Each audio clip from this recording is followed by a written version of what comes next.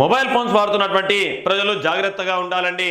ఎందుకోసమనంటే cyber నేరగాళ్లు నేరుగా మీ యొక్క మొబైల్లో వాట్సాప్కు కానివ్వండి, లేదా టెక్స్ట్ మెసేజ్ ద్వారా, ఇంకా రకరకాల సాధనాల ద్వారా, టెలిగ్రామ్ ద్వారా కానివ్వండి, ఇన్స్టాగ్రామ్ ద్వారా కానివ్వండి, ఇలా వేరే వేరే రకాలుగా మీ యొక్క మొబైల్ ఫోన్కు నేరుగా ఏపీకే ఫైల్స్ను పంపిస్తున్నారు.